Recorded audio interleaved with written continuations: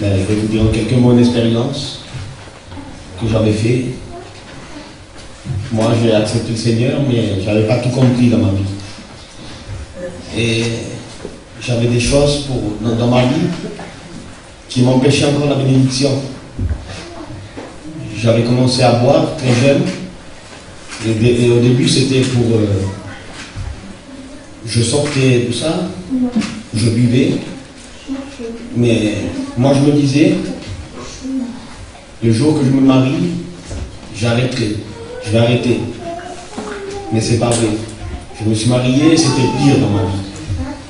Et après, j'ai tombé dans l'alcool vraiment profond dans ma vie. Je ne peux même pas vous l'expliquer. Je pleurais le soir. Je pleurais tellement que j'étais dans l'alcool, j'étais pris dans cette vie, dans ce monde, j'arrivais plus à m'en sortir. Personne ne me voyait. Mais quand j'étais tout seul, entre moi et le Seigneur, je criais au Seigneur, mais moi, dans mon cœur, je ne voulais pas m'enlever cet alcool. Je croyais que je ne pouvais pas vivre sans ça. Et ça a passé comme ça serait long pour vous l'expliquer. Dans mon foyer, c'était la catastrophe. Tout ce qu'on faisait, pourtant je gagnais bien ma vie, tout, et tout partait comme ça. Et pour faire au cours, on est parti, pour travailler, on est parti dans le midi. On gagnait bien notre vie, impeccable, mais moi, je buvais du matin jusqu'au soir, du matin jusqu'au soir. Jamais je me dessoulais. Et pour moi, c'était grand ça, j'arrivais pas.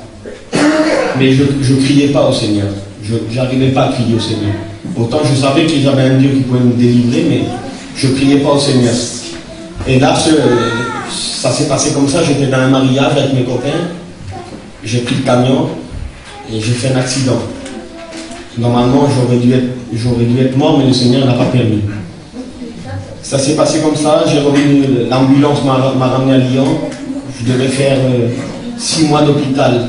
J'avais fait que 12 jours.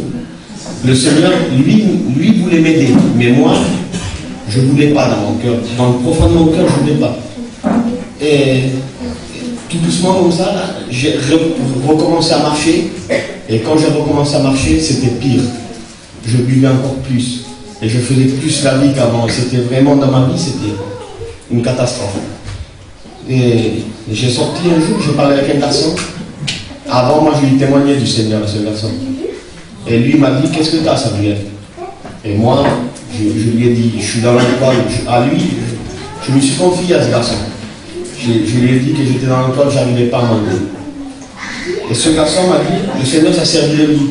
Parce qu'il m'a dit, tu n'avais pas un Seigneur, toi, qui pouvait te délivrer?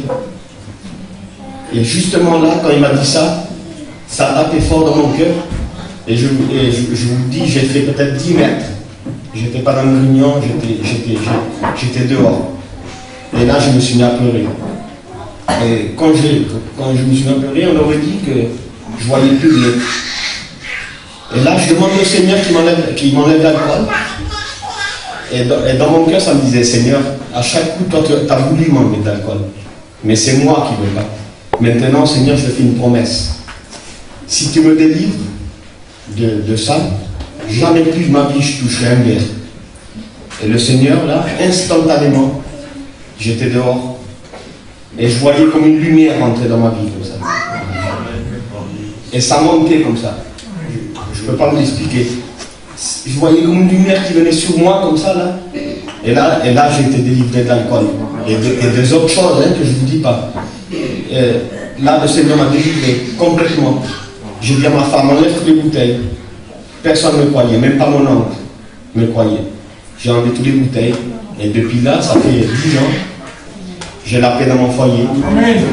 Je goûte plus. C'est pas que c'est interdit de boire un verre de vin en mangeant ou quoi que ce soit. Mais ça m'a tellement fait souffrir que je ne veux plus goûter la vie. Amen. Là, je ne bois plus. J'ai la paix dans mon foyer, ça fait 10 ans. Je ne fais plus rien. J'ai un foyer chrétien. J'ai mes enfants, ils prient, ils sont tout petits.